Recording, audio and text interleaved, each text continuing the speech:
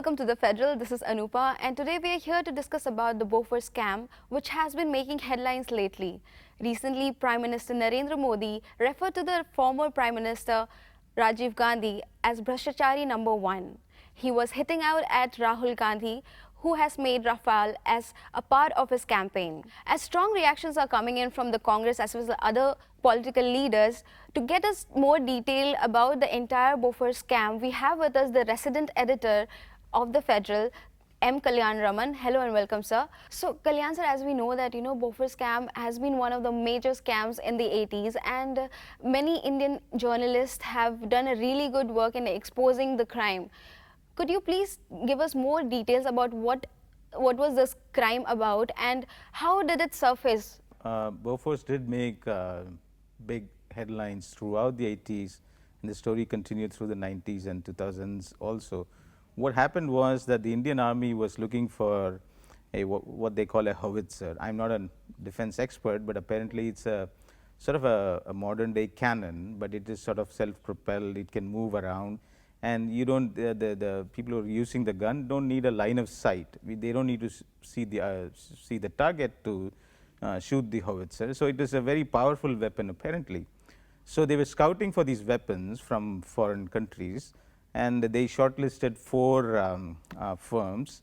The top two, which were technically very strong, one was a French gun, it was called the Sofma gun, and the second was the Bofors gun.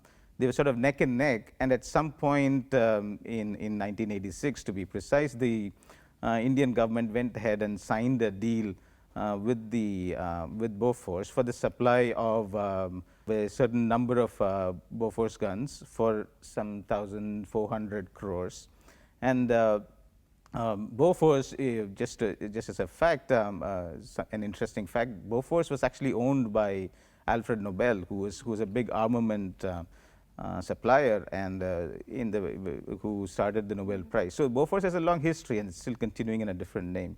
Yeah, so the deal was signed, but soon after, what happened was the Swedish radio, a year later actually, the Swedish radio broke a story. They quoted another report and said kickbacks to the tune of some 64 crore have been paid to possibly Indian politicians and defense officials or whoever.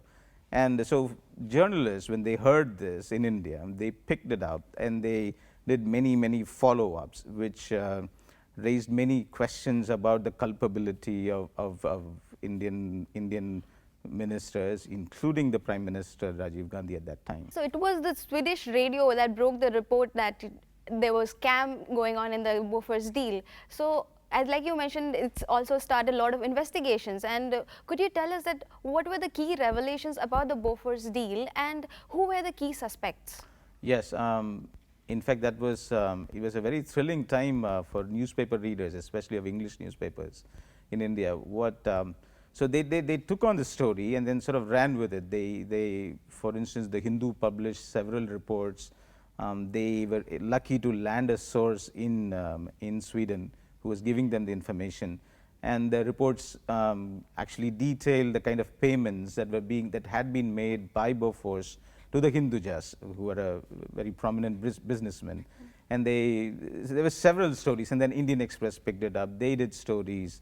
The Hindu at one point, they put out a report. They got hold of the diary of Martin Ardbo. Ardbo was the head of, the president of Bofors. At that time, the deal was signed, and that diary had a lot of mysterious references to R, N, Q, Gandhi Trust lawyer, and so on and so forth. It was speculated that R was probably Rajiv Gandhi, N was probably Arun Nehru, or Q was probably Quattrochi, who was a family friend of the Rajiv Gandhis.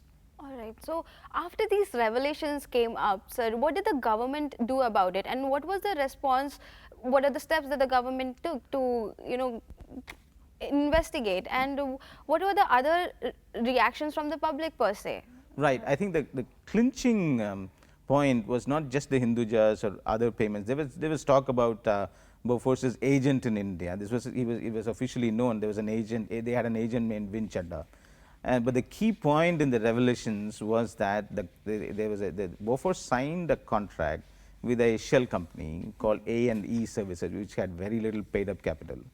And within a few months, some 5-6 months or so, as soon as the contract was signed, and as soon as the contract was signed, some 3% of the value of the contract went to A&E Services, and the contract was, so it was stopped. So what it meant was that the money that went into A&E Services actually helped to clinch the contract. So investigators or journalists sort of got onto this money trail. There's this famous dictum in journalism that you follow the money. They did follow the money, and they were able to flesh out various accounts to which this money was transferred. And there was very clear, or this was speculated and also written about, that the Quattrochis, who were the family friends of Rajiv Gandhi's, they controlled some of the accounts, which was actually corroborated when the CBI launched an investigation. There was an FIR when VP Singh came to power. Remember, Rajiv Gandhi lost the 1989 elections primarily because of the Bofors scandal. So it was very big news.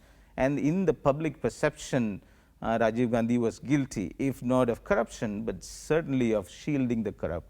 In fact, at that time, Bofors became the byword for big-time corruption. So the CBI in 1999, over a period of 9 years, they investigated, doggedly pursued, despite all kinds of official pressure.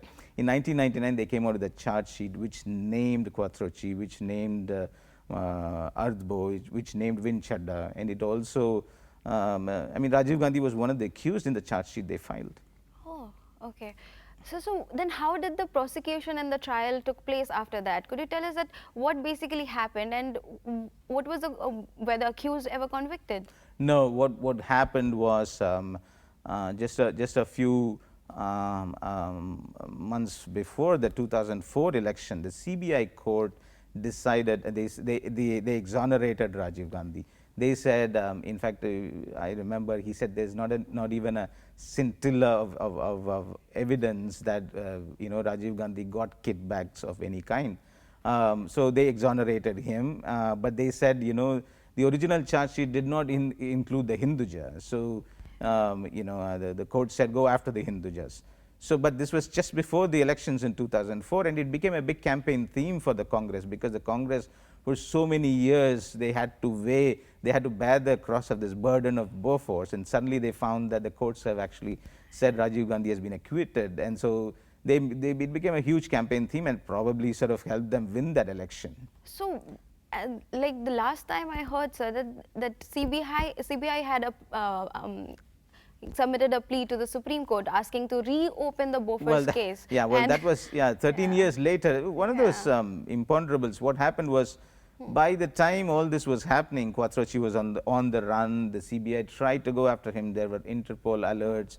He was in Malaysia. He was in Argentina. He was in all kinds of places, but they just were never able to bring him back and make him stand trial. And over a period of time, Rajiv Gandhi, of course, died long back.